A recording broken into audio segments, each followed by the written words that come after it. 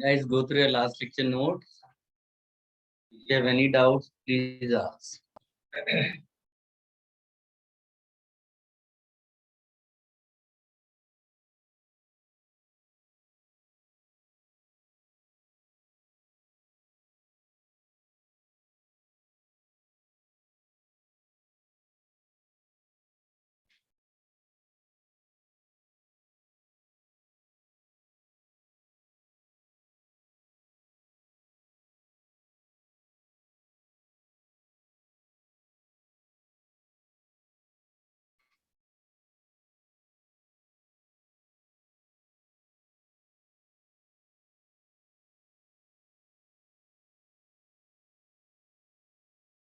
Any doubts, any confusion, or should I continue?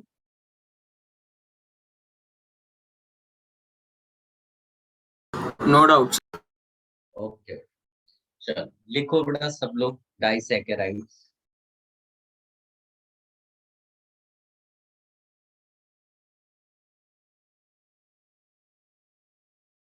Disaccharides. Carbohydrates. Carbohydrates which give 2 units of monosaccharide on hydrolysis.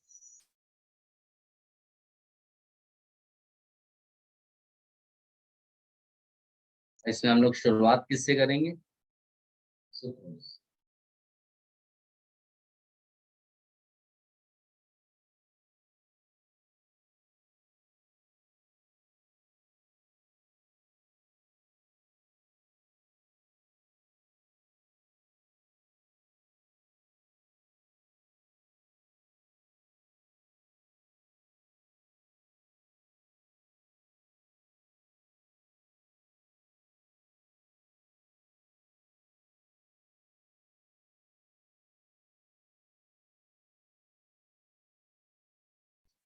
It has molecular formula. It has molecular formula C12H22O11.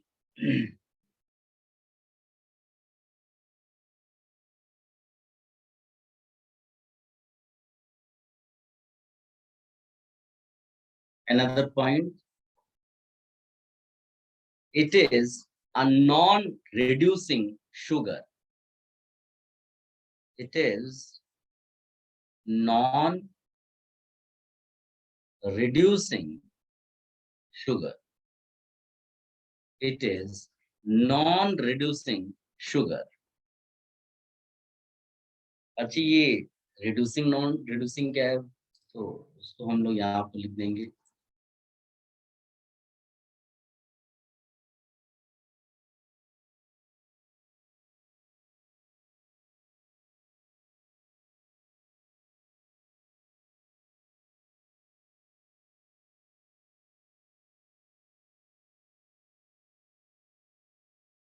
इस पर based questions exam में बहुत पूछे जाते हैं. Reducing and non-reducing sugars. So those carbohydrates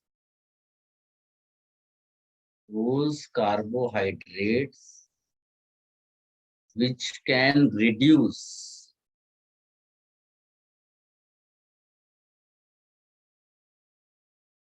Tollens reagent and Fehling solution are called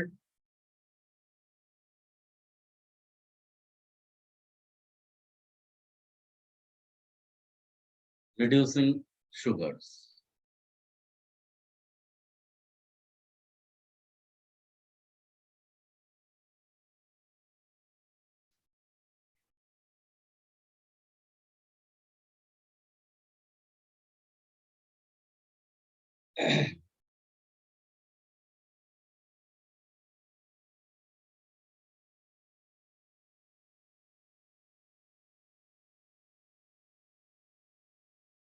Those carbohydrates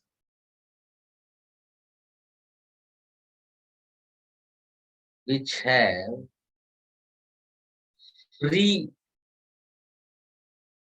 CHO or CO or on hydrolysis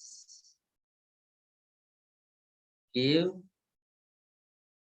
free CHO or CO are reducing.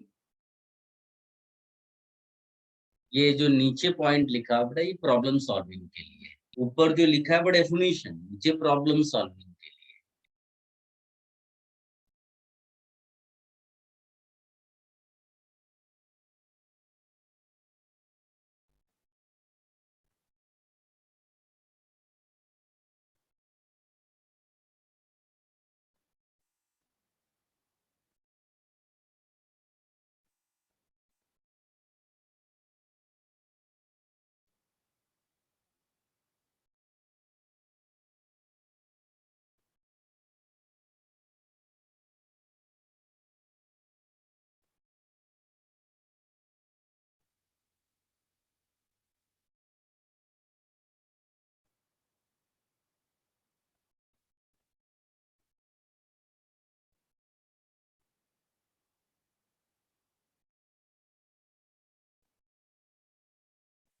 देखो, if I give you the structure of this sucrose, वो ऐसा है।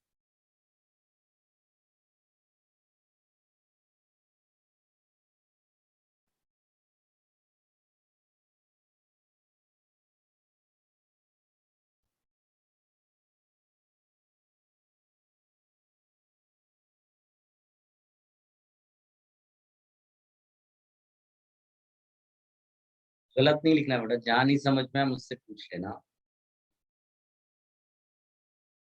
ये ओ यहाँ ऐसे दो units को connect कर रहा है बेटा।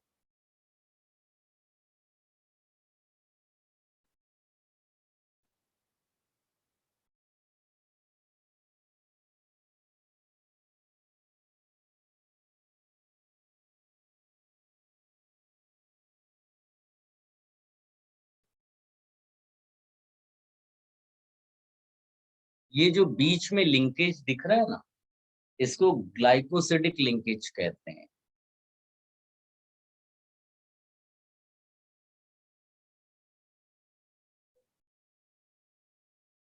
ग्लाइकोसिडिक लिंकेज, ठीक है। ये जो कार्बन दिख रहा है ना, इसको कहते हैं एल्डिहाइडिक कार्बन। इसको क्या बोलते हैं बेटा? Aldehydic carbon.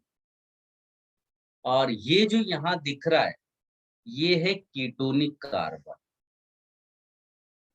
कीटोनिक कार्बन मतलब जुड़ने से पहले समझ लो यहाँ कीटोन रहा होगा, या इसका जो ओपन स्ट्रक्चर लिखेंगे तो ये कीटोन होगा। ये एक्चुअली बीटा डी फ्रुक्टोज वाला पार्ट है, और ये क्या है बेटा? Alpha D glucose. ये स्ट्रक्चर किसका है बेटा? सुक्रोज का, ठीक है। इसका जब तुम हाइड्रोलिसिस करोगे तो ग्लूकोज फ्रुक्टोज मिलेंगे, लेकिन आप इसको, या मैं अगर ऐसा बोलूं, इसमें अगर आप देखोगे तो ये जो इसकी जो जिसको मैं बोलूं फ्री एल्डिहाइडिक कार्बन और free you know ketonic carbon, if both are linked, both are involved in glycosidic linkage, then that sugar will be non reducing. अगर इसको उल्टा कर दे, मतलब ये जो कीटोनिक वाला कार्बन है ये फ्री हो जाए, ये इन्वॉल्व नहीं हो ग्लाइकोसिडिक लिंकेज, तो ज्यादा अच्छा होगा। ऐसा मैं लिख दूं CHO CO those which have free CHO CH। ये पॉइंट हाइड्रोलिसिस वाला कट करके हम ये भी लिख सकते हैं बेटा यहाँ पर, नहीं तो हाइड्रोलिसिस पे तो आपको मिल जाएगा ग्लूकोज और फ्रुक्टोज। उसके बदले हम ये लिख सकते हैं कि if CHO and CO carbon are not involved in glycosidic linkage, then they will be reducing. ऐसा करके लिखेंगे तो ये ज्यादा अच्छा होगा, नहीं तो कंफ्यूजन क्रिएट कर देगा वो इस सेंस में कि वहां पर आपको वो मिल जाएगा, क्योंकि मैं हाइड्रोलिसिस कराने के बाद इसमें आपको नॉर्मल ग्लूकोज और फ्रुक्टोज लिखूंगा तो वो रिड्यूसिंग है, ये नहीं है, क्योंकि इसमें वो जो एल्डिहाइडिक कार्बन और कीटोनिक कार्बन है वो ग्लाइकोसिडिक लिंकेज में चला गया। सो ये हमारे लिए क्या हो गया बेटा, नॉन रिड्यूसिंग शुगर। अब देखो मैं एक और एग्जांपल देता हूँ, आपको क्लैरिटी आएगी। बहुत आसान है, तो इनिशियल पेज में थोड़ा सा अलग सा लगेगा आपको। इसमें मैं पूरा बना देता हूँ HOH है। आप बार बार जब बनाओगे तो आप देखोगे अरे ये तो मैच करते हुए सब स्ट्रक्चर। फिर यहाँ पर HOH लिख दिया, फिर यहाँ पर CH2OH और H लिख दिया, और ये H। फिर ये ग्लाइकोसिडिक लिंकेज, यहाँ पर भी आपने वही अल्फा डी ग्लूकोज लिया, HOH है, यहाँ पर HOH है, यहाँ पर OH है, H है, CH2OH है, H है। अब आप सब देखो बेटा, आपको नहीं लगता है कि ये वाला तो ठीक है, यहाँ पर आप बोल रहे हो कि दिस इज एल्डिहाइडिक कार्बन, क्या ये एल्डिहाइडिक कार्बन है? नहीं, ये एल्डिहाइडिक कार्बन है, दिख रहा है आपको? ठीक है, जैसे यहाँ पर देखो ना, CO और यहाँ HOH था, COHOH था, तो इसका OH तो यहाँ ग्लाइकोसिडिक में चला गया, ये ग्लाइकोसाइड लिंकेज है, ग्लाइकोसिडिक लिंकेज। तो ये फ्री है इस समय, आप देखोगे this is free and, that means ये कैसे शुगर हो जाएगी बेटा, रिड्यूसिंग या नॉन रिड्यूसिंग? reducing, बस इस तरह से आपको निकालना है। अगर ये सिंगल यूनिट्स दिया है तब तो डेफिनेटली हो, है ना। यहाँ पर आपको केवल ये देखना है, अच्छा ये OH होना चाहिए, ये ध्यान रखना, ये OMe कर दिया मान लो तो नहीं होगा, है ना, ये हेमी एसिटल फॉर्म में होना चाहिए, फिर एसिटल नहीं हो जाना चाहिए, तो गड़बड़ हो जाएगा। ठीक, तो इस तरह का है। तो पहले आप इसको लिखो, इस वाले को कॉपी मत करना, अभी मैं दूसरा जब लिखाऊंगा उसमें वो स्ट्रक्चर आएगा। ठीक है, तो सारे बच्चे इसको कॉपी कर ले बेटा।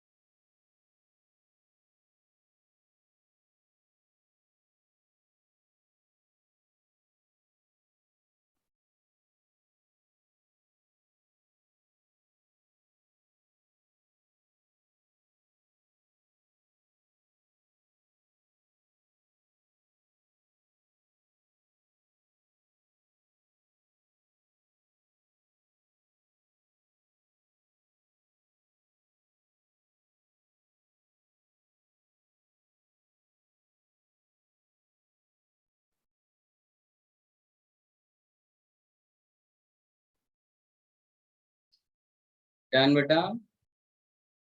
Yes, sir. चलो इसमें फर कंटिन्यू करिएगा, सुक्रोज का ही डिस्कशन चल रहा है बेटा, लिखिएगा। It does not form an osazone.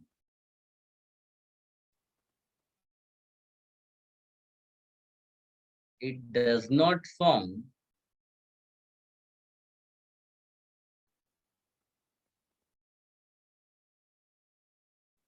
an osazoon। वही प्राइमरी अमाइन टाइप की जो रिएक्शन है। फिर आप लिखिएगा, इन सब का रीजन एक ही है, हाँ, it is non reducing, it does not form osazone. फिर आप लिखिएगा, it does not show mutarotation. इन सब पे क्वेश्चन आते हैं बेटा कि which of the following compound can not show mutarotation. It does not show mutarotation, it does not show mutarotation. फिर इसमें आप इसको ऐसा लिखिएगा कि ये जितने भी वो हैं, सबका एक ही रीजन है, क्या? It does not have contain a free aldehyde और कीटोन ग्रुप। ठीक है, both are involved glycosidic linkage। any confusion बेटा?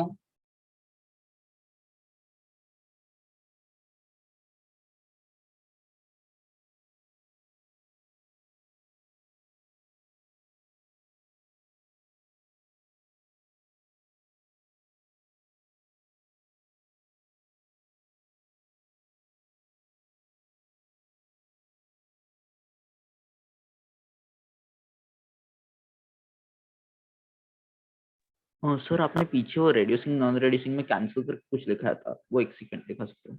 क्या क्या लिखाया था? रेड्यूसिंग और नॉन रेड्यूसिंग का कैंसिल करके लिखाया था ये एक सेकंड। हाँ यस सर, डन हो गया सर। ये भी हो गया पूरा। Yes sir. अब इसमें आप लिखिएगा कि ऐसे लिखिए, plus sucrose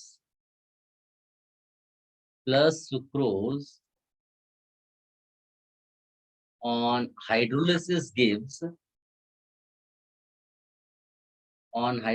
gives equal amounts of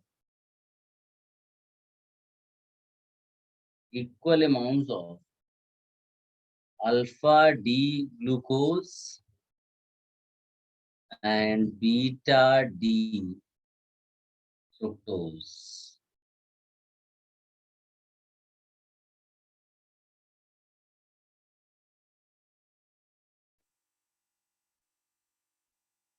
इसका जो पॉजिटिव रोटेशन होता है वो करीब 66.5 डिग्री होता है। इसका जो रहता है 52.7 डिग्री होता है प्लस में, और इसका माइनस में करीब 92.4 डिग्री होता है। ठीक है, देख लीजिएगा दिस। अच्छा, इसमें जो एंजाइम यूज करते हैं बेटा, उसको बोलते हैं इन्वर्टेज। नहीं भी लिखोगे एंजाइम चलेगा, वो तो बायोलॉजी वाले ज्यादा है। फर्दर इसमें लिखना, this hydrolysis is accompanied by a change in the sign of rotation।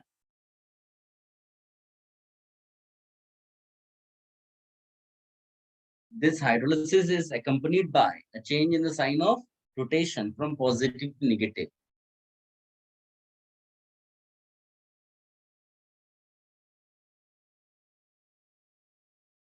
It is often therefore called as inversion of cane sugar।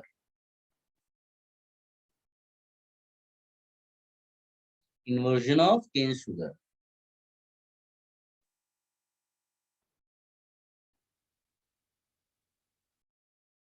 And the mixture obtained is called invert sugar। क्या बोलते हैं इसको?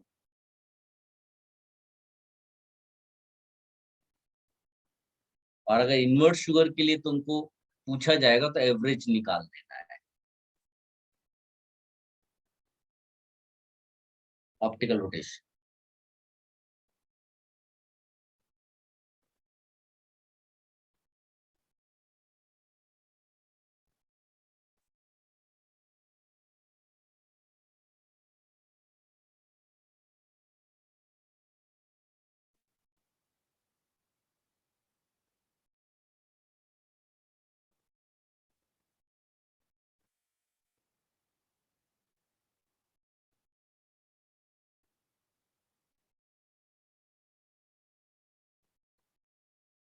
Sir, can you repeat the note? Note note मैंने क्या बोला? मैंने तो केवल ये सामने, कोई हेल्प करेगा इसकी?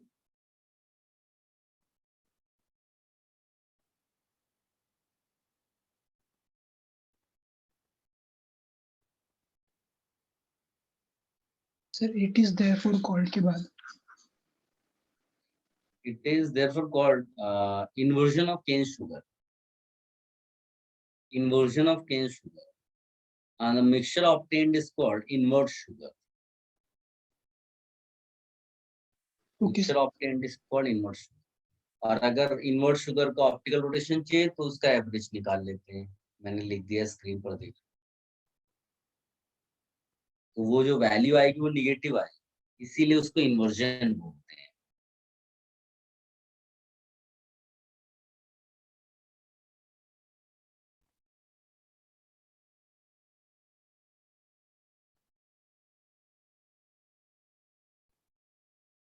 अच्छा, एक और क्वेश्चन जो एग्जाम में पूछा जा सकता है सुक्रोज को लेकर के, ये बताइए कि अगर तुमसे पूछा जाएगा कि ग्लूकोज का कौन सा कार्बन और फ्रुक्टोज का कौन सा कार्बन इसमें इन्वॉल्व है। टोटल 6 कार्बन एटम्स होते हैं ग्लूकोज में भी और फ्रुक्टोज में भी। तो glycosidic linkage involves what carbon atoms? aldehydic carbon of glucose and ketonic carbon of fructose. ठीक, लेकिन उसको 1 2 3 के टर्म्स में क्या लिखोगे? C1 C2 C2 C3 C1 C4 C2 C3, कौन से कार्बन इन्वॉल्व है?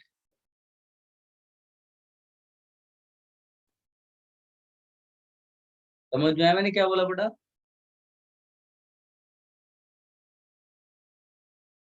Arshad very good, 2 3। और कोई? तो यहाँ सब बच्चे लिख ले बेटा, क्योंकि ये मिस्टेक लोग करेंगे ही करेंगे। ये लिखिएगा C1 of glucose and C2 of fructose, ये इन्वॉल्व है ग्लाइकोसिडिक लिंकेज। क्योंकि C1 जो है वो एल्डिहाइड का कार्बन होगा, वो फर्स्ट कार्बन ही होता है, और कीटोन बीच में लाई करता है, और फ्रुक्टोज में वो सेकंड कार्बन है। तो it is very important you right this also. ठीक है, तो 2-3 चीजें क्लियर होनी चाहिए कि जो हाइड्रोलिसिस है उसमें अल्फा डी ग्लूकोज और बीटा डी फ्रुक्टोज मिलता है। ग्लाइकोसिडिक लिंकेज में C1 of glucose and C2 of fructose involve है। ये छोटे छोटे पॉइंट्स है। नॉन रिड्यूसिंग शुगर है, नॉन रिड्यूसिंग होने की वजह से ही वो सारा जो बाकी प्रॉपर्टीज है जैसे म्यूटर रोटेशन एंड ऑल, वो भी नहीं होता है। तो सब एक ही कॉन्सेप्ट पर बेस्ड है कि क्या इनका जो ग्लाइकोसिडिक लिंकेज है वो मेन एल्डिहाइड कीटोन को इन्वॉल्व कर लेता है। अगर इन्वॉल्व कर लिया तो वो फ्री नहीं होंगे, और फ्री नहीं होंगे तो गड़बड़ हो जाएगा। अच्छा, मुझसे गलती हो गई, ये शायद मैंने तुम्हें गलत जगह डायग्राम में दिखा दिया ना। इस मुझे ये दिखाना चाहिए था। आप सुक्रोज का डिस्कशन कर रहे हैं बेटा, हाँ, तो ये वाला आप देखिएगा, इसको C1 बोलेंगे और इसको C2 बोलेंगे। वो ये एक्चुअली मैंने किसी और चीज के लिए बनाया हुआ था, वो यहाँ पर नहीं है। हाँ, नहीं तो ये गलत हो जाएगा। ये कुछ और है, मैं भी उसका बारे में बताऊंगा। ये रिड्यूसिंग शुगर है, ये नॉन रिड्यूसिंग शुगर। सब ठीक कर लिया बेटा?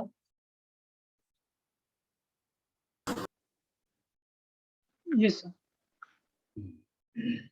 वो क्या है, रिड्यूसिंग नॉन रिड्यूसिंग बताने के चक्कर में वो मुझे बताना पड़ गया, नहीं तो वो बाद में लिखता मैं। तो आप लोग अब नेक्स्ट हेडिंग डाल देना मैल्टोज, और उसके नीचे ये ड्रॉ कर लो मैल्टोज। ये भी एक डाइसैकेराइड है।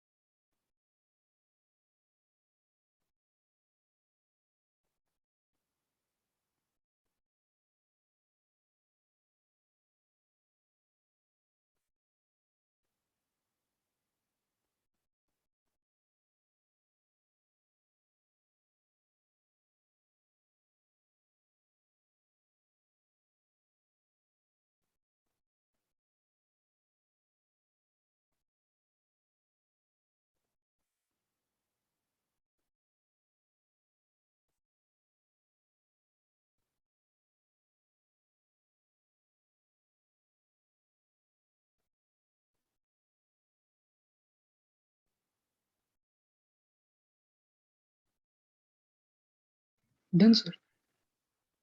हो गया?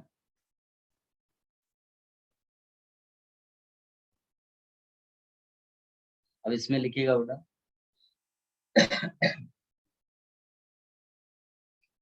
maltose involve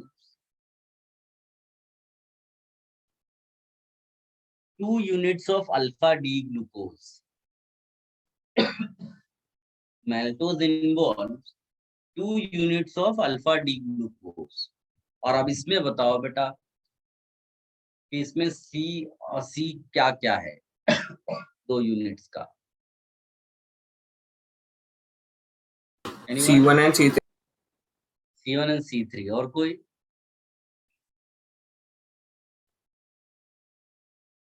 Arshad, very good. Ishan, very good. Yes. C1 ये दिख रहा है और यहाँ देखो 1 2 3 4 यानी कि C1 एंड C4 ये भी आप लिख कर रखिए। हाँ, इस तरह के क्वेश्चंस भी आ सकते हैं बड़ा। C1 and C4 of glucose are involved in glycosidic linkage.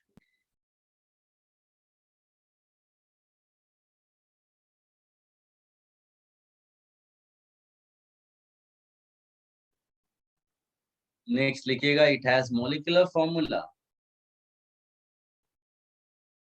C12H22O11. It has molecular formula C12H22O11.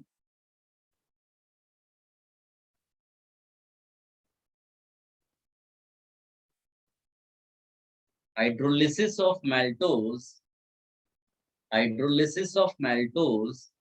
is catalyzed by hydrolysis of maltose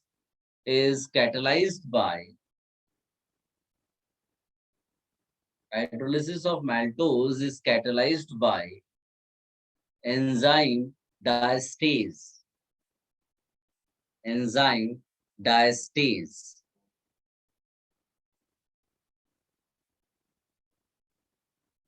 Enzyme diastase.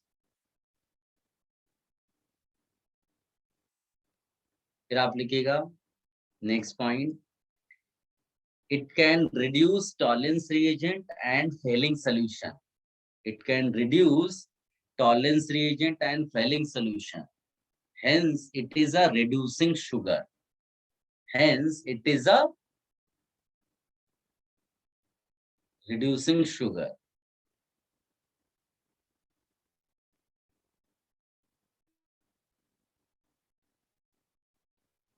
It reacts with phenylhydrazine. It reacts with phenylhydrazine to give osazole. It undergoes mutarotation.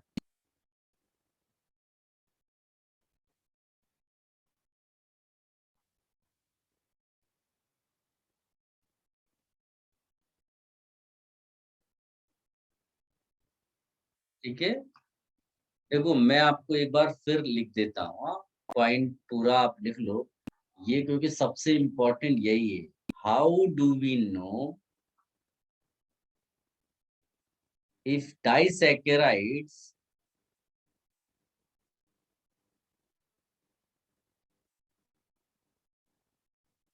are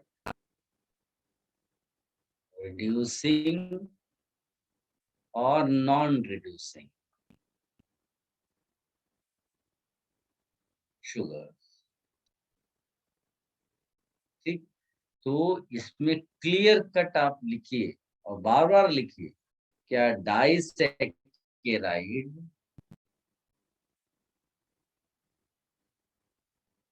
may be reducing or non-reducing depending upon position of glycosidic linkage.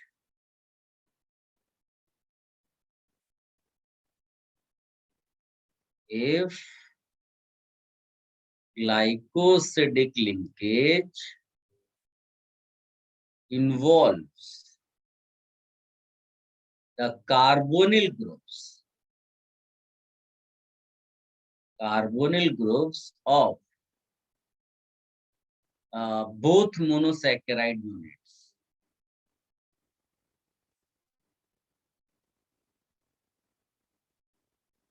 Both monosaccharide units, then it would be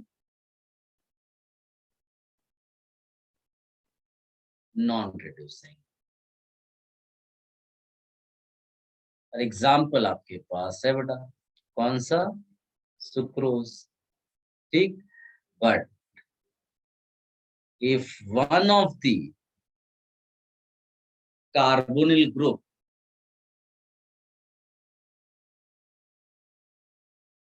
is free, then disaccharide is reducing. और इसका example अभी हमने पढ़ा मेल्टोस, ये directly exam में आएंगे बेटा।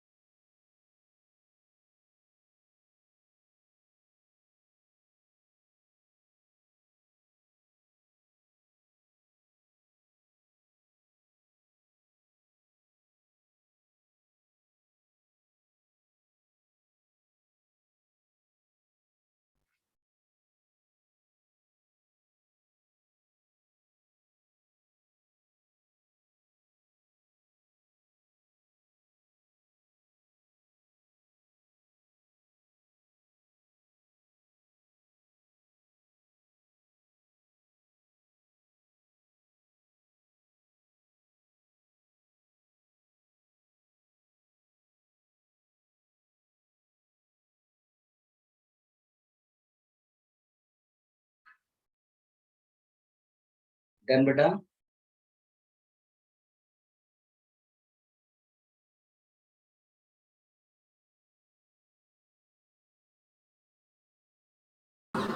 Yes, sir.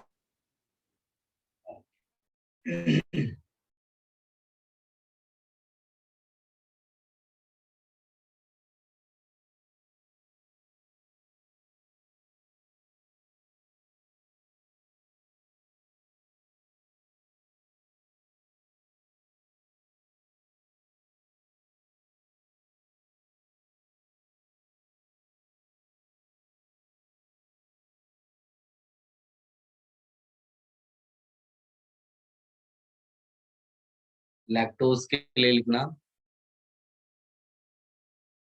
it has general molecular formula C12H22O11. Second point, it is a reducing sugar.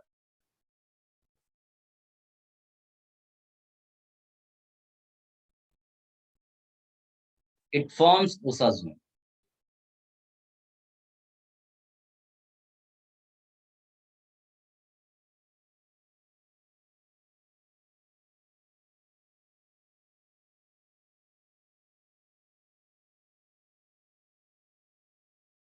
ठीक है, undergoes mutarotation.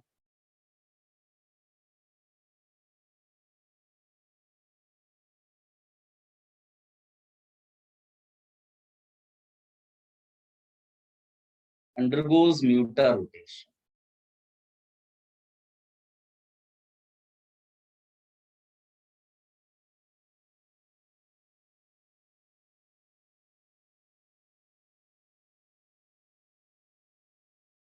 इसका स्ट्रक्चर भी देख लो बेटा।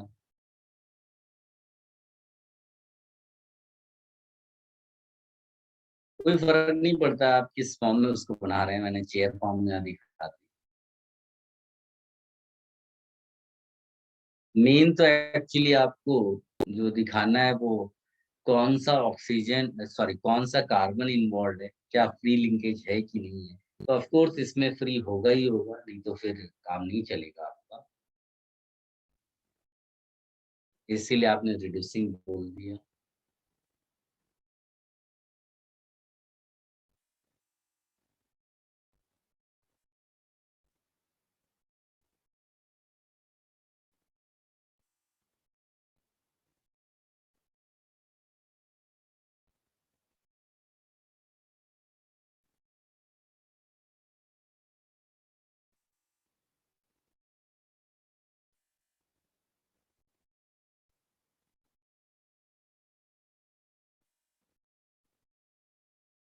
इसको लिख लो बेटा।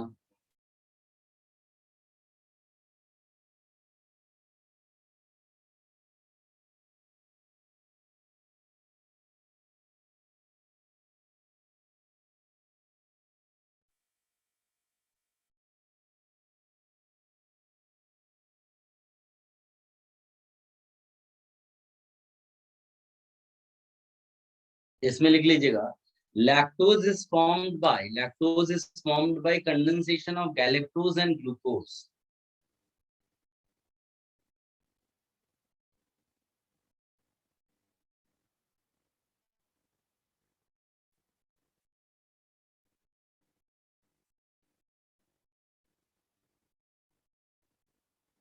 So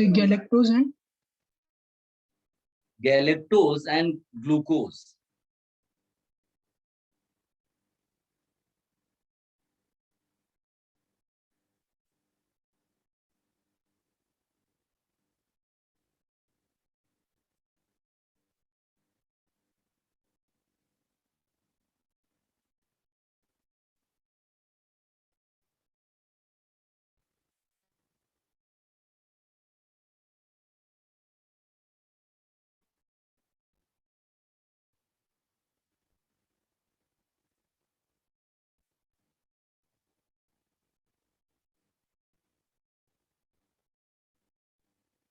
लिख लिया? yes sir.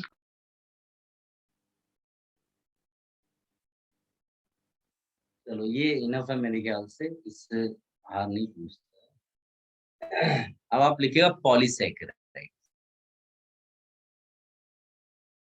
याद रखना जितना हम आज फिनिश करेंगे उसके अलावा आप एनसीईआरटी एक बार जरूर पढ़िएगा।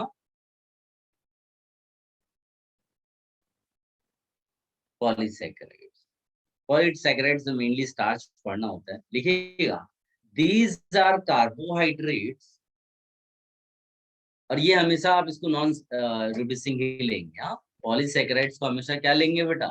Non reducing. These are carbohydrates which are made of large number of monosaccharide units.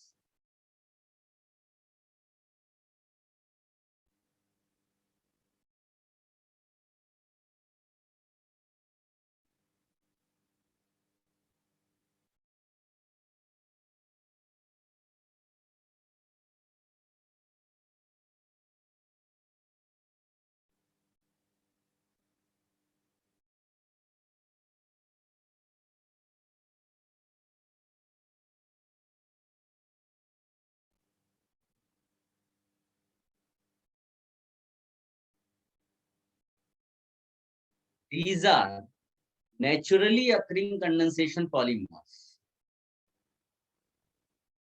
These are naturally occurring condensation polymers in which large number of monosaccharide units large number of monosaccharide units are joined together through glycosidic linkages.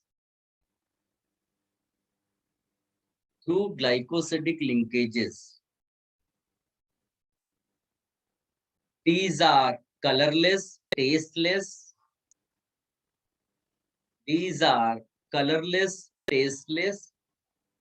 ऐसा करके आप लिखिए और पहला लिखिएगा इसमें starch.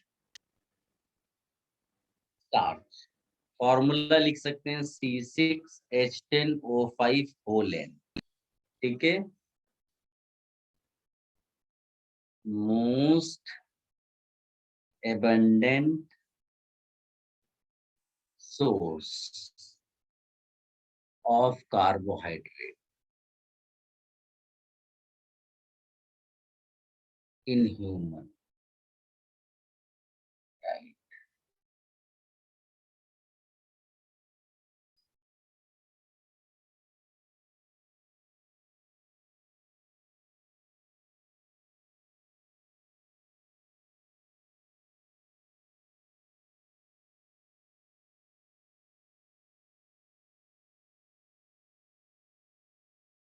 Points लिख लो बेटा।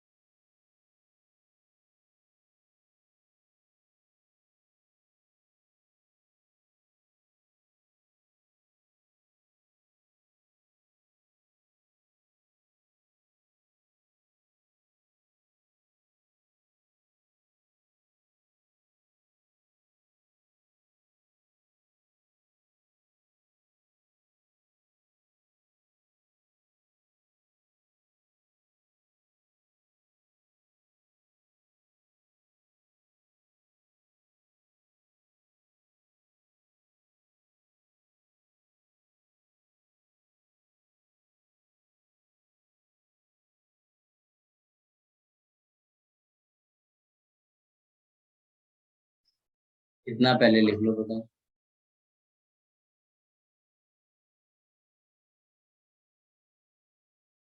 एग्जाम में कई बड़े बड़े इस तरह से फॉर्मूलाज देंगे, वहां घबराना नहीं है, ध्यान से देखोगे तो जो मैंने आपको पढ़ाया उनमें से ही मैच करेगा किसी ना किसी।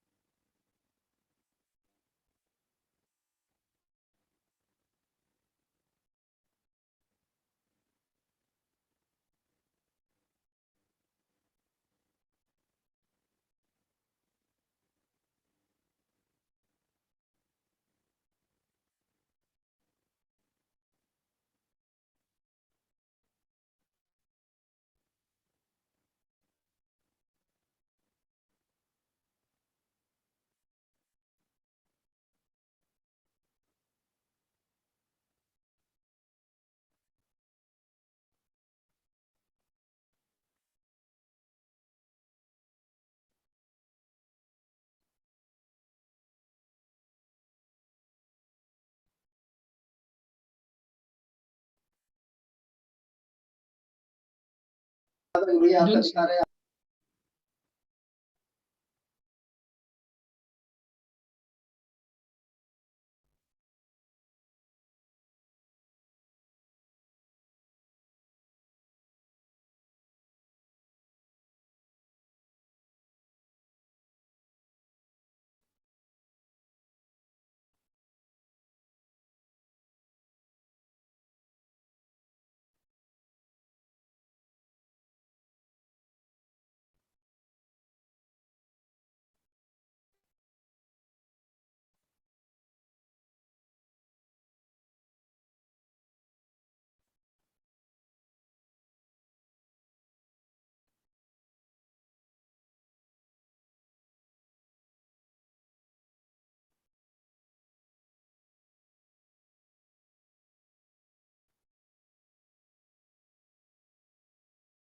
Done, sir. Okay.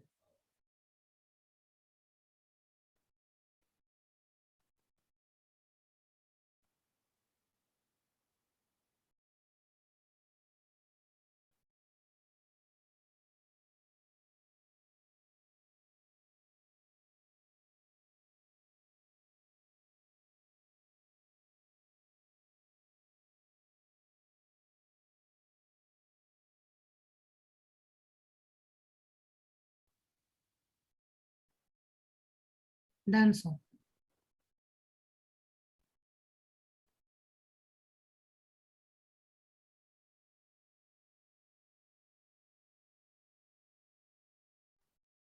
Structure draw कर लेते हैं हम।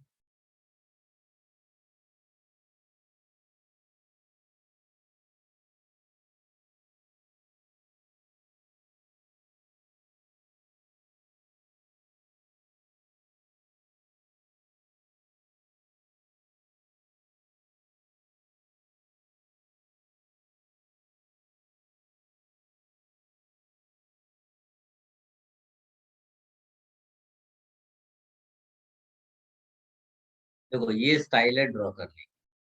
अब है तो ये ग्लूकोज ही है ना, और लिंकेजेस कहाँ पर है बेटा, C1 C4 लिंकेज हर जगह तुमको मिलेगा, वही कर रहे हैं हम लोग। अब केवल बाकी आप कर दो HOH OHH,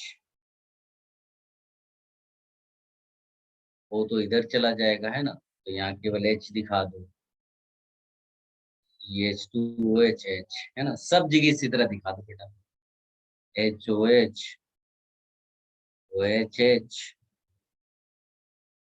CH2OHH, इधर भी वैसे ही दिखा दो, HOH OHH H दिखा दो, CH2OHH, इस तरह सब जगह दिखा दो, है कि नहीं। इसको बोलते हैं बेटा एमाइलोज। ये एक लीनियर पॉलीमर है, क्या बोलते हैं इसको, लीनियर पॉलीमर। तो जो स्टार्च उसमें दोनों कंपोनेंट, एक ये वाला है और एक ब्रांच पॉलीमर अभी बनाएंगे, ठीक है। कोई भी फ्री एल्डिहाइड कार्बन हम इसमें नहीं लेते, ठीक है। अब दूसरा वाला देखो बेटा, इसमें लीनियर भी होगा और फिर ब्रांच भी आएगी।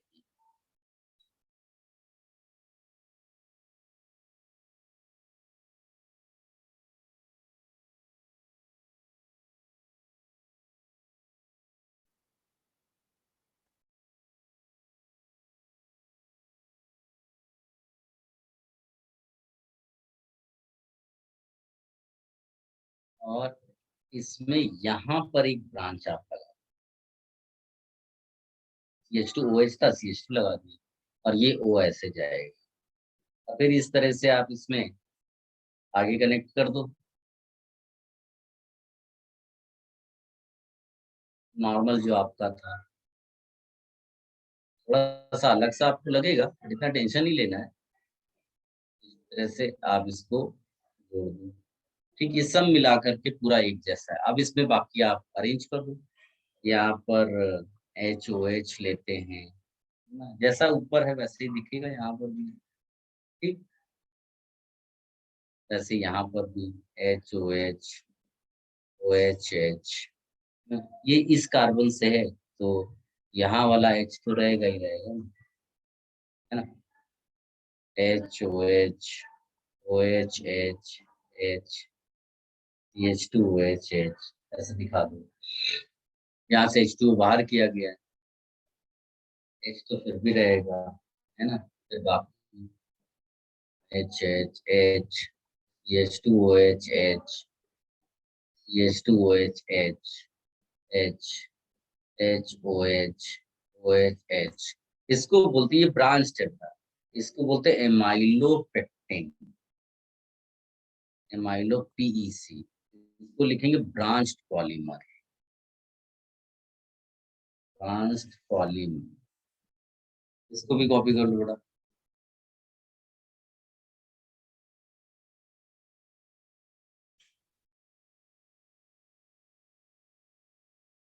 अब इस तरह से बड़े बड़े स्ट्रक्चर्स वो आपको दे दें तो घबराना नहीं है बेटा। बड़ा स्ट्रक्चर होगा, अगर होल एन लिखा हुआ है कहीं पर तो समझ लेना वो नॉन रिड्यूसिंग है, होल एंड नहीं है तो एंड पोजीशन पे देखना कि वो जो ग्लाइकोसिडिक लिंकेज है उसमें कहीं ओपन तो नहीं है कोई एल्डिहाइड या कीटोन वाला या फ्री एंड, आप इस तरह से चेक कर।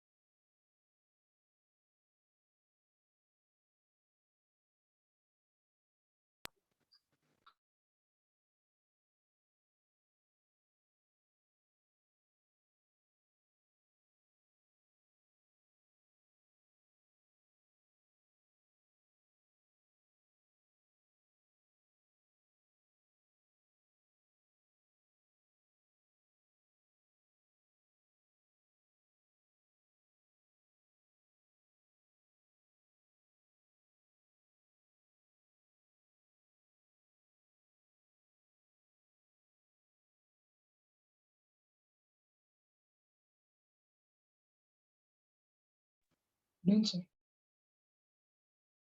सबने कॉपी कर लिया?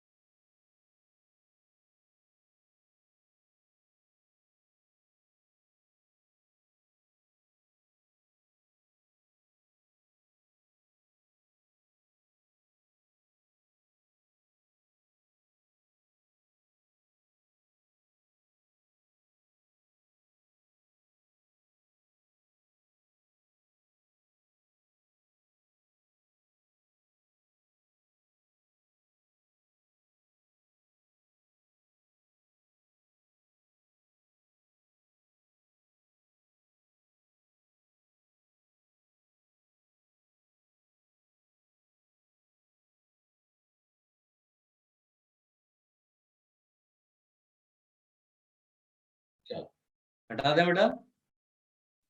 Yes. Yes, sir.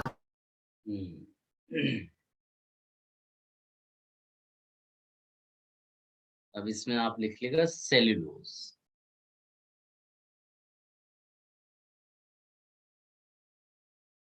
सेल्यूलोज इसका फॉर्मूला C6H10O5 होलेन। ठीक है, इसमें लिखिएगा cellulose is the chief component of food and plant fiber. Plant fiber. It is linear polymer of beta D glucose. It is linear polymer of beta D glucose.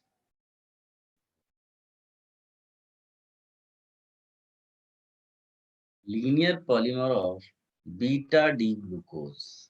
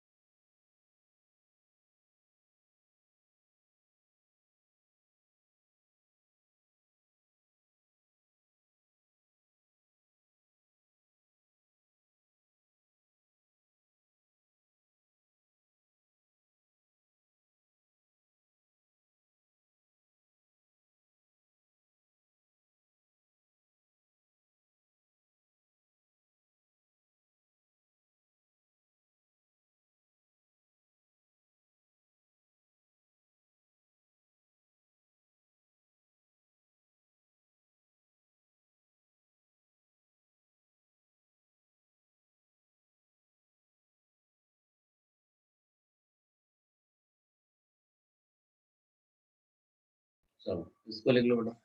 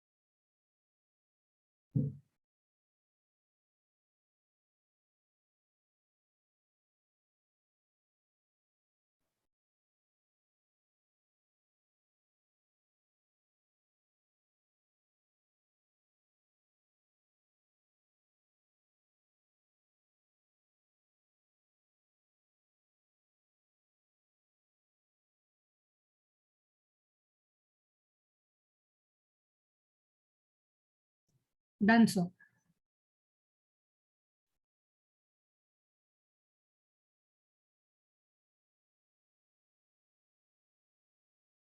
Now there are a few more terms. आप लिखिएगा cellulose nitrate,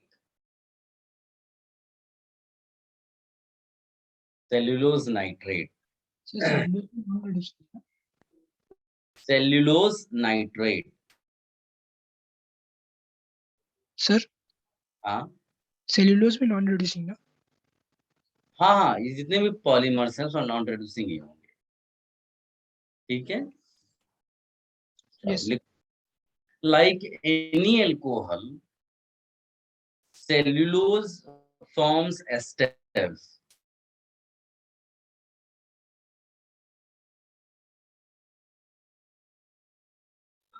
Treatment with a mixture of nitric acid and sulfuric acid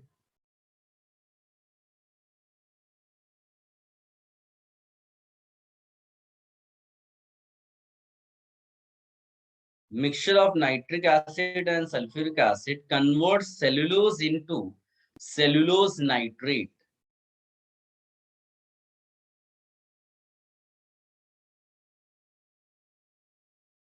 gun cotton आपने सुना होगा, this is use to in making smokeless powder, ऐसा करके मैंने कहीं शायद उसमें भी आगे एल्कोहल्स वगैरह के टाइम पे कुछ लिखा है आपको इसके बारे में, ठीक है। ये हो गया। इसी तरह से एक लिखिएगा सेल्यूलोज एसीटेट, सेल्यूलोज एसीटेट, इसमें लिखिएगा in the presence of acetic anhydride, in the presence of acetic anhydride, acetic acid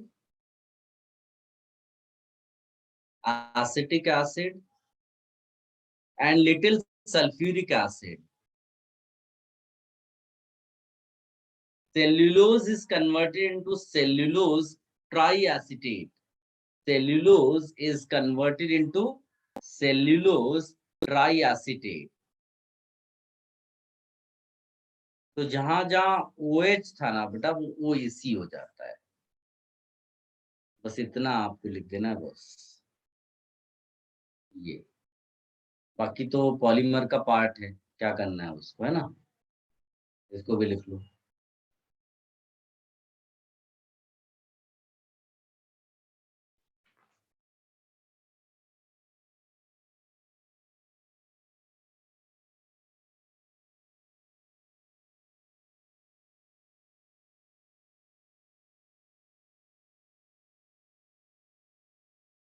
ये हो गया। इसके अलावा और कुछ खास पूछना नहीं है। ग्लाइकोजन तो जो carbohydrate stored in animal body as glycogen, ऐसा बोलते हैं। अब हम लोग ज्यादा इंपॉर्टेंट वाली चीज करेंगे, वो है amino acid.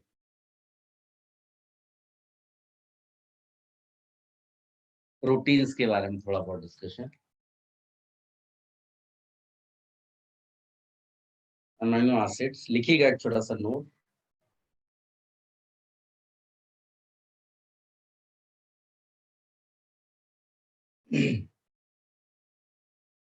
these are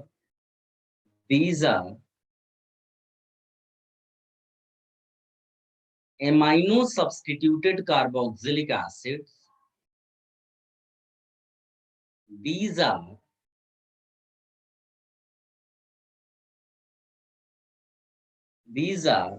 amino substituted carboxylic acids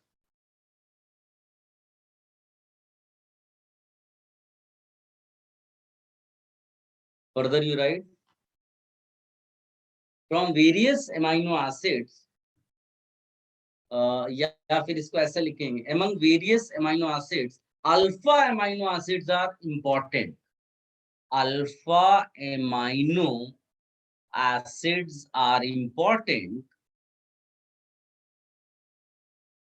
because these are building blocks of peptides and proteins.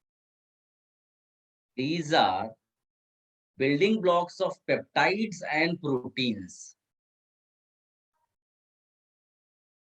Building blocks of peptides and proteins. Alpha amino acids बड़ा ऐसे लिखे जाते हैं. अल्फा पोजीशन जो होगी ना COH के रिस्पेक्ट में उस पे NH2 लगा दो बस. और ये क्या है ज्विटर आयन की फॉर्म में एग्जिस्ट करता है बिकॉज NH2 और COH एसिड बेस वाला है तो ऑफ कोर्स एक्सचेंज होगा H का. तो it exist like this.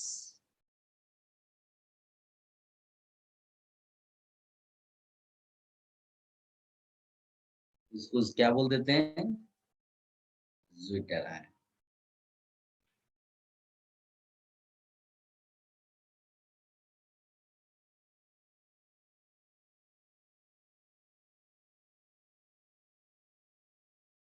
There are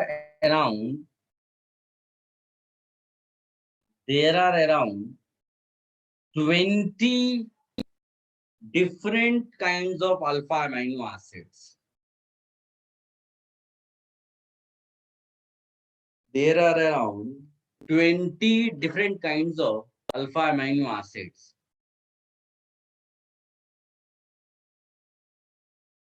20 different kinds of alpha amino acids.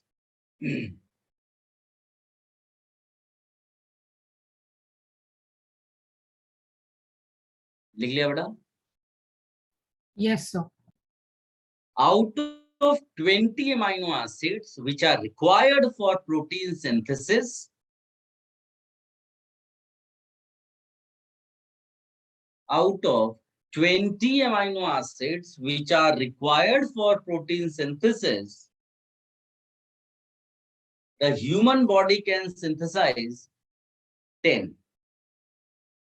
The human body can synthesize 10 are called non-essential amino acids. Are called non-essential amino acids.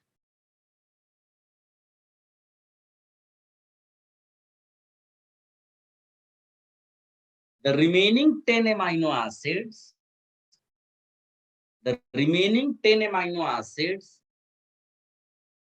which body cannot synthesize, the remaining 10 amino acids which the body cannot synthesize are called essential amino acids. Are called essential amino acids. And these must be supplied to our body through diet. Must be supplied to our body through diet.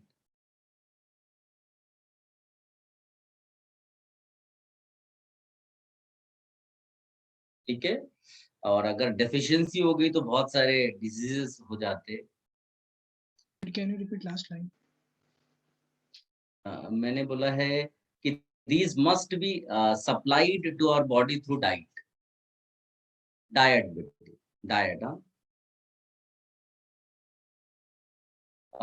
लिख लिया बेटा? Yes, sir. Further you write the amino acids which contain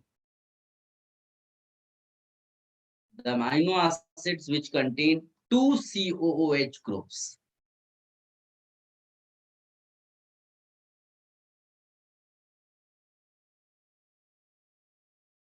Are called acidic amino acid.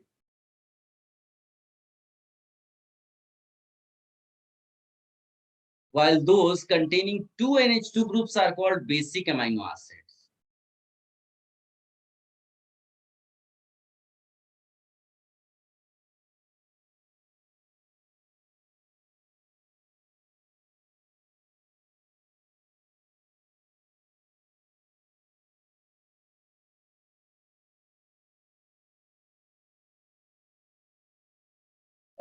क्या सबके पास NCERT है बेटा?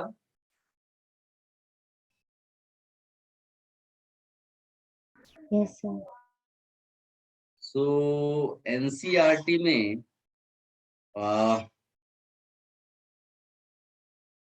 Biomolecules open कर पाओगे?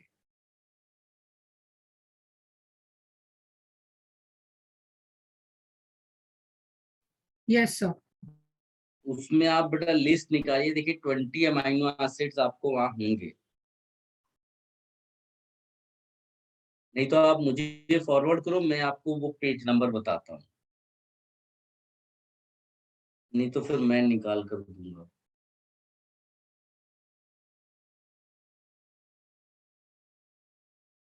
मुझे दिख नहीं रहा है एक्चुअली। क्या आपके पास पीडीएफ है?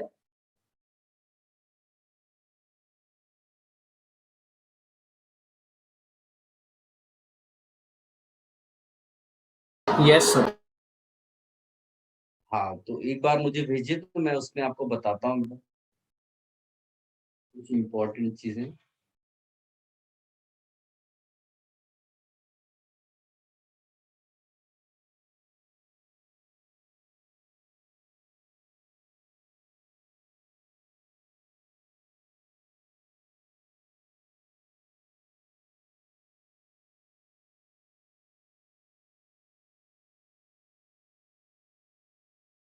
आपने फोटो भेजा है, ठीक है। इसमें आप देखेंगे बेटा तो पूरी 20 की आपको लिस्ट दी हुई है। आप इसको ध्यान से देखिए हर एक को उसको, और आप ध्यान से देखोगे तो जो पहला वाला आपको मिलेगा ना, और ये शॉर्ट वाले जो फॉर्म है ना वो भी, क्योंकि जेई मेन में वो सब भी पूछते रहते हैं। GLY हो गया, जो 3 लेटर सिंबल दिया हुआ है ना, ग्लाइसिन के लिए GLY, एलेनिन के लिए ALA, तो वो भी आपको अनफॉर्चुनेटली याद रखना पड़ेगा। कुछ भी हो जाए, आप क्या करिए, एटलीस्ट 10 याद रखिए। 10 कैसे याद रखेंगे? या तो आप बिना स्टार वाले याद रख लीजिए या स्टार वाले याद रख लीजिए, है ना। तो दो में से कोई एक ही आप याद रखेंगे तो ज्यादा अच्छा होगा, ठीक है। स्टार वाले एसेंशियल अमाइनो एसिड्स हैं जो आपको पेज नंबर सप्लाई करना पड़ेगा डाइट के थ्रू। हाँ, पेज नंबर 420-21 है बेटा, मिला गया। पहला वाला तो देखो उसमें कायरलिटी भी नहीं है। क्यों कायरलिटी नहीं है? क्योंकि एक ही कार्बन पे 2 H आ गए बेटा, देख पा रहे हो?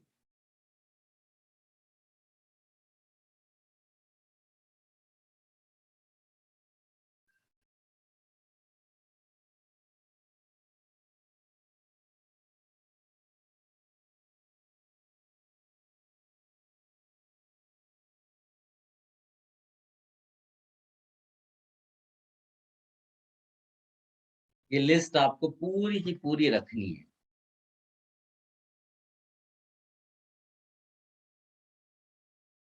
ठीक है। इसका आप प्रिंट निकालिए, कैसे भी करके इसको अपने साथ रखना है और उसको याद भी करना है। अब आप ध्यान से देखो बेटा कि जैसे अगर मैं लिखूं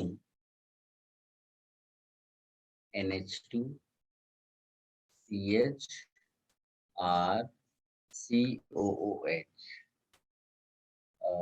लेट अस से मैंने एसिडिक मीडियम डाला। एसिडिक मीडियम अगर बाहर से डालेंगे तो बेटा NH2 रिएक्शन में पार्टिसिपेट कर जाएगा या COH, बताइए।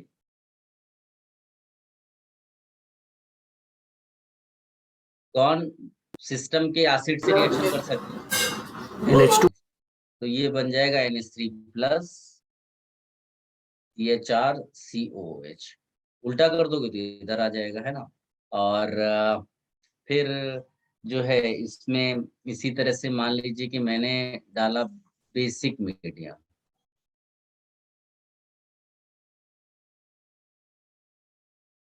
इस तरह आप चेंजेस कर सकते हैं।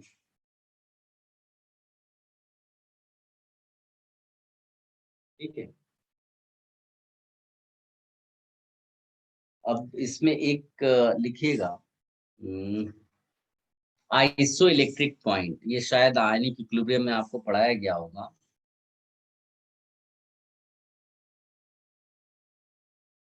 For amino acids, iso electric point for amino acids लिखिएगा।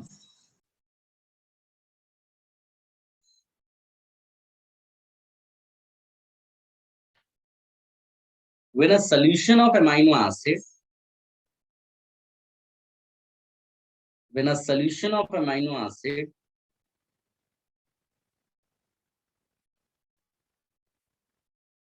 when a solution of amino acid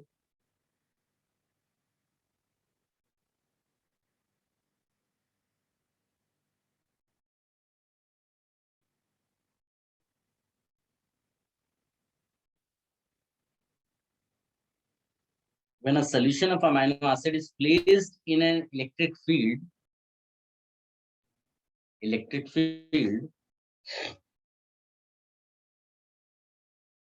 movement of amino acids depend upon movement of amino acid depends upon acidic or basic nature of solution.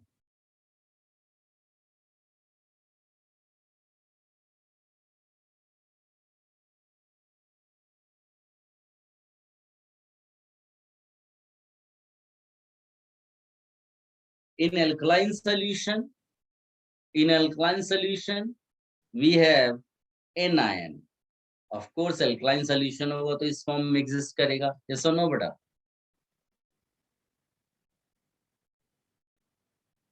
In alkaline solution,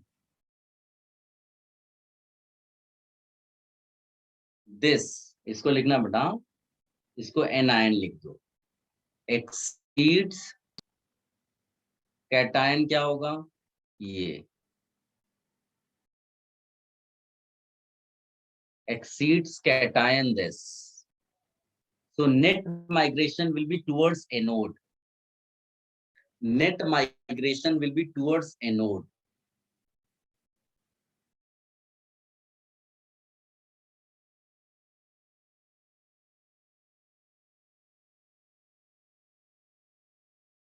हो गया बेटा?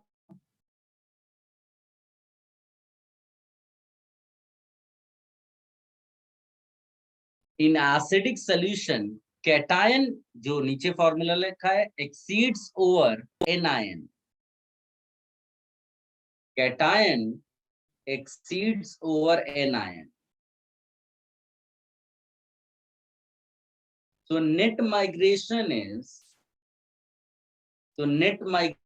is towards cathode. Net migration is towards cathode.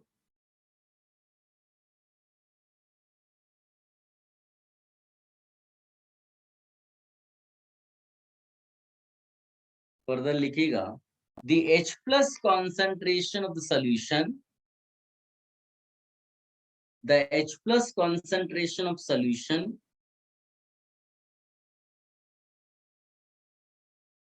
H plus concentration of solution H plus concentration of solution at which a particular amino acid does not migrate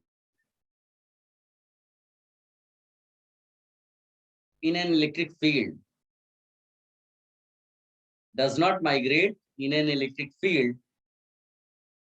is called isoelectric point of amino acid. Is called isoelectric point of amino acid. ठीक है, अगर आप इसको चाहो तो इसको CO minus भी बनाकर लिख सकते हो। इधर के लिए KB डिफाइन कर लो, इधर के लिए KA डिफाइन कर लो, है ना। और ये हो गया।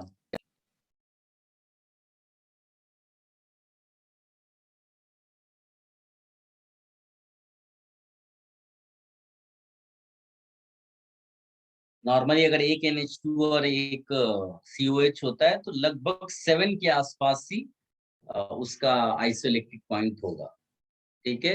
नहीं तो जो pH निकालने का फॉर्मूला है आइसोइलेक्ट्रिक पॉइंट पे, pK1 + pK2 डिवाइडेड बाय 2, ये भी आप लिख सकते हो ना।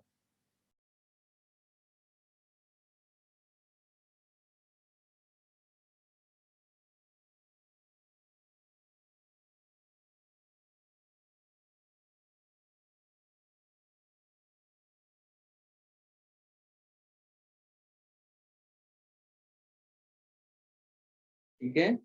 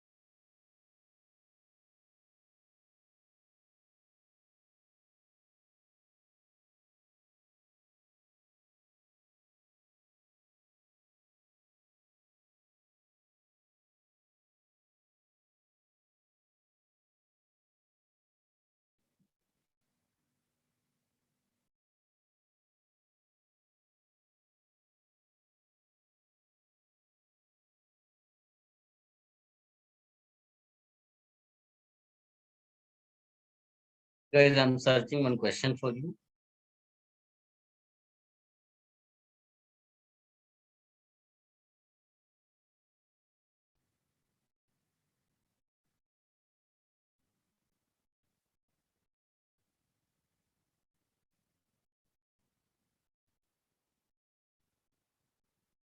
अच्छा, एक नोट पहले लिख लो before I give question.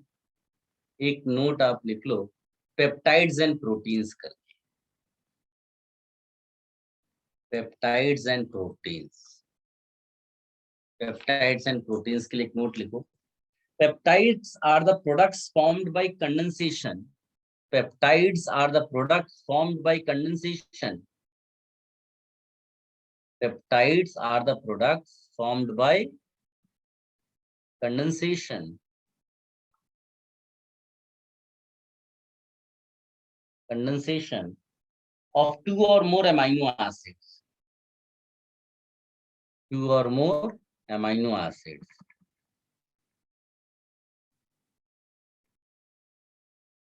Two or more amino acids. And depending upon these peptides are classified as dipeptides, tripeptides, polypeptides. Dipeptide, tripeptide, polypeptide.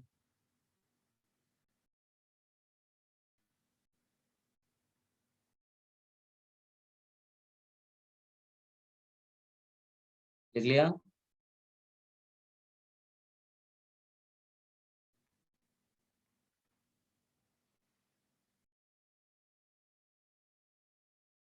और जो पेप्टाइड लिंकेज है वो एक्चुअली एमाइड लिंकेज है, बता।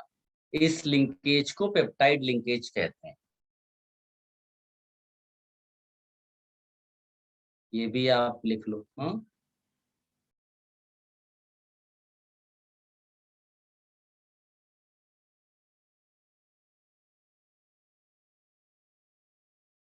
फिर आप लिखिएगा polymeric products.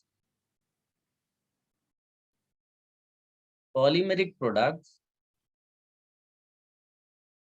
Polymeric products of alpha amino acids of alpha amino acids with molecular formula up to 10,000. With molecular formula up to 10,000 are called polypeptides. Are called polypeptides. And more than 10,000 are called proteins. यानी proteins actually में peptides ही हैं, जिनमें वो CON वाला linkage होगा, ठीक है, are called proteins.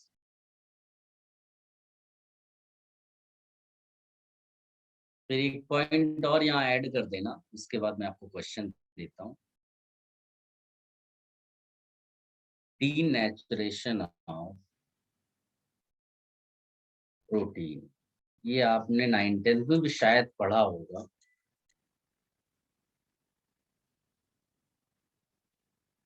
A protein found in a living system, a protein found in living system, in a living system with definite configuration, with definite configuration and biological activity. Definite configuration and biological activity is called a native protein. Is called a native protein. Native protein.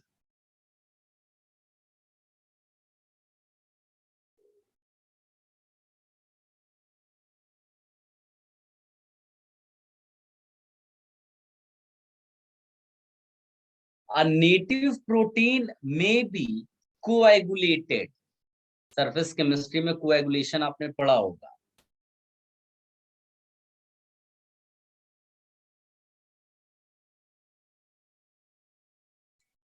Coagulated from aqueous solution by heat or by adding acid, alkali or salt.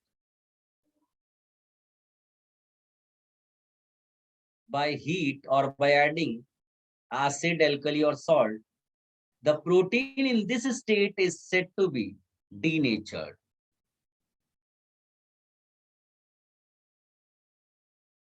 Denatured. Where it loses its biological activity. Where it loses its biological activity.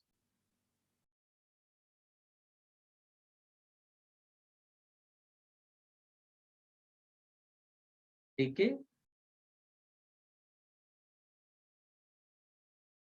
जैसे आप egg वाला example, white part of egg अगर आप ने सुना होगा, ठीक है, वो बॉईल जब करते हैं, उसी तरह से मिल्क टू चीज, ये जो है ये डीनेचुरेशन ऑफ प्रोटीन है. सो बस ऐसे एक एग्जांपल लिखा दिया, इसमें और कुछ नहीं है. मैं आपको क्वेश्चन देता हूँ, बड़ा जो जे एडवांस का क्वेश्चन है, आप उसको अटेम्प्ट करो. एक क्वेश्चन कर लोगे, कॉन्फिडेंस आ जाएगा कि आपसे क्वेश्चन हो सकता है. देखो, थोड़ी देर पहले आपको मैंने बताया था पॉजिटिव एंड निगेटिव पेप्टाइड्स या प्रोटीन्स कैसे पता करेंगे. तो जिसमें NH2 ज्यादा होगा, NH2, तो वो हो जाएगा उसको मैंने क्या बोला था, निगेटिव, है ना. और जिसमें COH, तो बस ये जो दो, उसमें दो दो करके लिखा है, वो ध्यान देना. लेकिन इसमें ऐसा हो सकता है कि अगर 2 से ज्यादा भी हुए तो जस्ट कंपेयर, 1-1 नहीं होना चाहिए. 1-1 हो गया तो वो न्यूट्रल वाले केस में चला जाएगा. तो मैं आपको दे रहा हूँ, आप एक बार क्वेश्चन देखो, फिर आप एनालाइज करो. Wait a minute.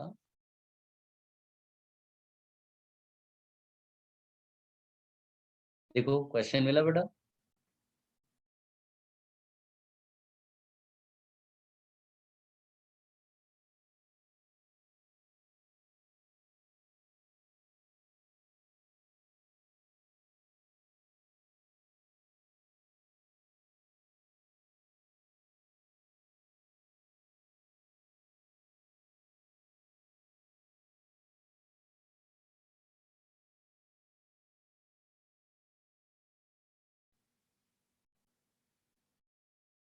देखो अटेम्प्ट करो बेटा इसको.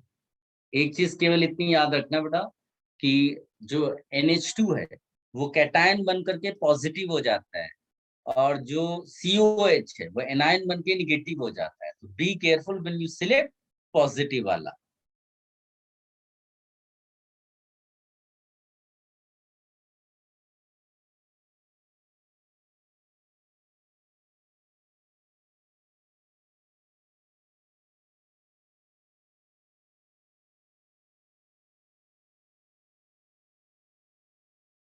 NH2 ढूंढना बेटा, NH2, CONH2 नहीं, NH2, खाली N नहीं, जो NH2 हो, NH2 के फॉर्म में, वही बेसिक होगा, वो रेजोनेंस में नहीं जाना चाहिए।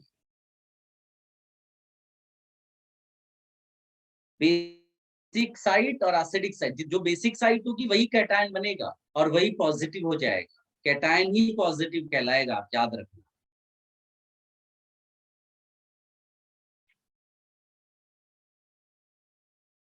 इसके अलावा आप एनसीईआरटी से न्यूक्लिक एसिड और विटामिन वगैरह पढ़ लेना, और मेनली तो कार्बोहाइड्रेट्स के क्वेश्चंस आते हैं, एक दो बार इस तरह से पेप्टाइड्स पर भी क्वेश्चंस आए हुए हैं, तो वो मैंने आपको देखो अभी ये दे दिया है करने के लिए, दैट विल बी इनफ। केवल आप NH2 और COH के नंबर काउंट कर, जिसमें NH2 ज्यादा होगा वो कैटायन के फॉर्म में ज्यादा एग्जिस्ट करेगा तो पॉजिटिव हो जाएगा, और जिसमें COH ज्यादा होगा वो निगेटिव फॉर्म हो जाएगा, क्योंकि वो pH7 पे डिसोसिएट करेगा, CO- बन जाएगा तो एनायन हो जाएगा। ठीक है। हाँ, अगर लेफ्ट मोड में अगर ज्यादा बॉन्ड्स है, एक हाथ हटा दो ना, क्या फर्क पड़ता है, उसको सही कर लो, कोई प्रॉब्लम नहीं, तो टाइपिंग एरर होगी, मैंने जहां से क्वेश्चन किया है। वेरी गुड ईशान, कौन कौन सा होगा ये भी बता दो तो ज्यादा अच्छा होगा। सवेश वेरी गुड, बताइए, जेई का क्वेश्चन है ना, आप फटाफट आपने आंसर निकाल दिया, छोटी सी कॉन्सेप्ट की नॉलेज चाहिए थी, इतनी आसानी से आपको आ गया आंसर कि NH2 आपको केवल काउंट करना है पॉजिटिव होने के लिए, और अगर COH ज्यादा कर दो, यही क्वेश्चन बदल दो, आप कह दो निगेटिव चाहिए हमको, तो निगेटिव के लिए आप COH ढूंढ लो ज्यादा किसमें है। ठीक है।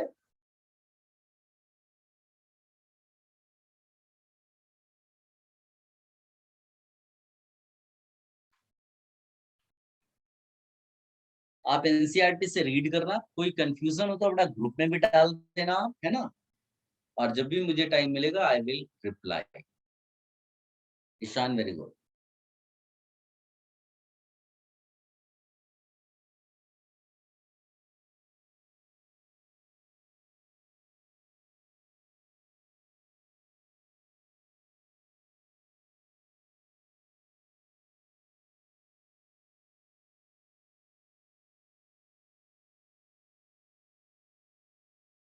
संयम वेरी गुड।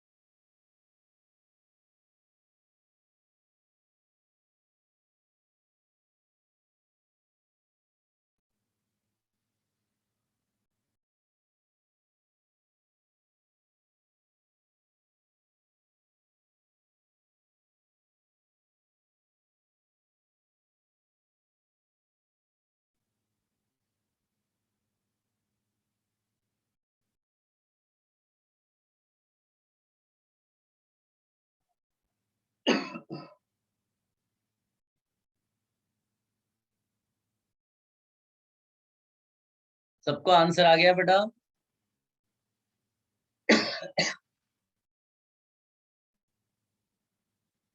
देखो, इसमें अगर आप देखोगे तो NH2 आपको नंबर में ज्यादा चाहिए, तो आपको देखो फोर्थ में मिलेगा, है ना, फोर्थ में मिल जाएगा, और फिफ्थ वाले में तो CONH2 वो नहीं चलेगा, NH2 होना चाहिए, याद रखना, वो NH2, CONH2 will not work, ठीक, वो रेजोनेंस में नहीं जाना चाहिए, बेसिक साइड प्रॉपर होनी चाहिए। तो सिक्स वाले में है क्या? हाँ है ना, सिक्स वाला आएगा। फिर ये तो ज्यादा COH हो गया, ये भी बेकार है। हाँ, ये एट्थ आएगा ना, एट्थ आएगा, नाइन्थ आएगा, नाइन्थ भी आएगा, है ना। ये तो इस तरह से 4 आपका आंसर आ गया, सिंपल था, ठीक है ना। इस तरह के क्वेश्चंस आए हुए हैं, आप वैसे प्रीवियस ईयर्स के भी क्वेश्चंस अटेम्प्ट करना, फिर अगर कोई कंफ्यूजन हो तो आप ग्रुप में डाल दीजिएगा। लेकिन प्लीज एनसीईआरटी आप रीड करिएगा, आपको मतलब कार्बोहाइड्रेट्स, प्रोटीन्स वगैरह के बारे में लगभग मैंने बताया, स्ट्रक्चरल वे में नहीं पढ़ना है आपको, वो बायोलॉजी वाला है, उसमें अलग अलग स्ट्रक्चर्स दिए हुए हैं प्रोटीन्स का, वो नहीं पढ़ना है, केमिकल के पॉइंट ऑफ व्यू से पढ़ना है। उससे बेटर आप ये न्यूक्लिक एसिड्स पढ़िएगा, न्यूक्लिक एसिड्स और प्रोटीन्स, जो थोड़ा बहुत प्रोटीन्स वगैरह, विटामिन ए, बी, सी, वो जो आपने 9-10 में पढ़ा होगा वैसे उसी सेंस में है, उसमें और कुछ खास नहीं है, उसको पढ़ लेना और फिर प्रीवियस ईयर्स के क्वेश्चन सॉल्व कर लेना, ठीक है बेटा। और पॉलीमर्स भी आपको वहीं से पढ़ना है।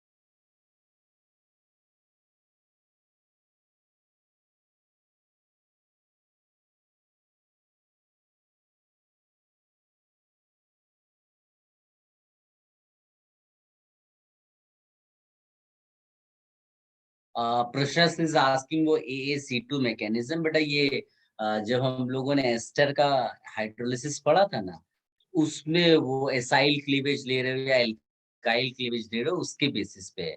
और 2 का मतलब होता है सेकेंड ऑर्डर, तो उसके चक्कर में तुम ज्यादा मत पढ़ना, क्योंकि उस तरह से कभी क्वेश्चन पूछे नहीं गए। हाँ, तुम केवल ये ध्यान रखना कि एसाइल क्लीवेज ले रहे हो या एल्काइल क्लीवेज ले रहे हो, ठीक है। तो जब भी कोई बल्की ग्रुप्स लगे होंगे तो उसमें COC वाला बॉन्ड नहीं टूटता है, फिर वो एल्काइल वाला बॉन्ड टूट जाता है, ठीक है।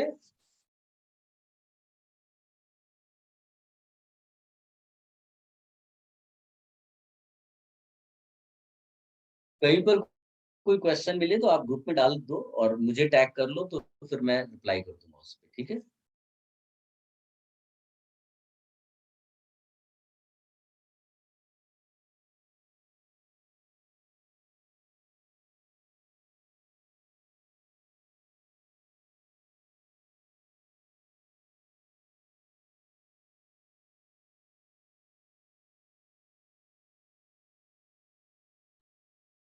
चलो अभी आप जो है कुछ कंफ्यूजन तो पूछिए, नहीं तो फिर आप एनसीईआरटी पढ़िए।